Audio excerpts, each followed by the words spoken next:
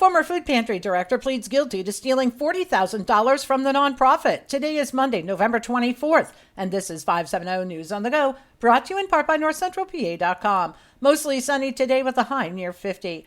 Hobart News reports multiple homes went up in flames in a 3-alarm fire in the 200 block of South Poplar Street in Mount Carmel overnight. The initial call came in around 12:30 this morning. It's reported that 2 double homes collapsed during the fire. There's no word on injuries.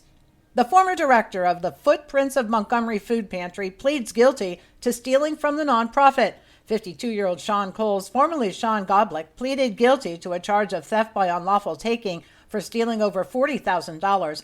The Sun-Gazette reports the case will not be presented before a jury, and Coles will not serve time in state prison. However, her sentence will be determined later. She has promised to make restitution. Coles used the food pantry's business card to withdraw over $32,000 over a 3-year period. She also misappropriated $8,000 of food pantry funds to help pay for utilities at her home and her now closed coffee shop. WJAC reports that more victims have come forward in the Taylor Township child sex ring out of Center County.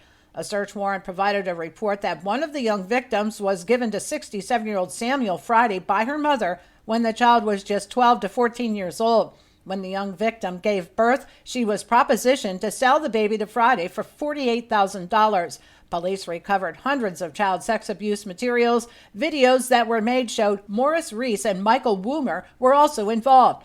Authorities believe the child sex ring started years ago, and police have been receiving at least 1 call per hour in connection to the case. All 3 men are jailed. The Lycoming Regional Police report that when Christy Snyder discovered messages on her boyfriend's phone from another woman, she became enraged. Snyder allegedly confined the boyfriend in the bedroom with 3 knives for a period of time before police arrived at the home on Shady Acres Lane in Nippenose Township. Another individual was present at the scene and called 911.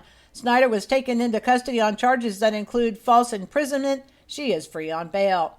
3 people came to the rescue of a teenager trapped in a burning vehicle Saturday afternoon. The 17-year-old boy was traveling Beaver Lake Road in eastern Lycoming County when his SUV ran off the road and hit a tree. The SUV caught fire and the teen was unresponsive inside. The Sun-Gazette reports Hughesville Fire Chief Daniel Dorman and his wife Brenda, who live a half-mile from the crash, arrived on the scene. Dorman and a bystander were able to open the driver's side door, untangle his feet from under the dashboard, and pulled the teen to safety. The teen was taken by ambulance to UPMC Williamsport. His condition is not known. Republican Williamsport City Council Vice President Eric Bider won Friday's drawing that determined who will fill the open city council seat. Bider and Democrat April Line each received 2,415 votes in this past election. The deadlock was broken when Friday afternoon each candidate drew a ticket from a container. Line went first and pulled out number 127. Bider drew out number 114. A new tourist attraction was unveiled at the Lockport boat launch in Clinton County's Woodward Township. The oversized I Love Clinton County sign is the work of the Clinton County Economic Partnership to bring more tourism to the area. The placement of the sign, that includes a large heart for a photo op, highlights a view overlooking the Susquehanna River with the Clinton County Courthouse in the background. And Williamsport police are warning about ongoing scam calls in which the scammers pose as a member of local law enforcement. In the all-too-common scam, the scammer calls potential victims, claims there are outstanding warrants, and demands payment through an app or mobile transfer. You are once again reminded that no legitimate law enforcement agency will contact you by phone to request or collect payment for a warrant.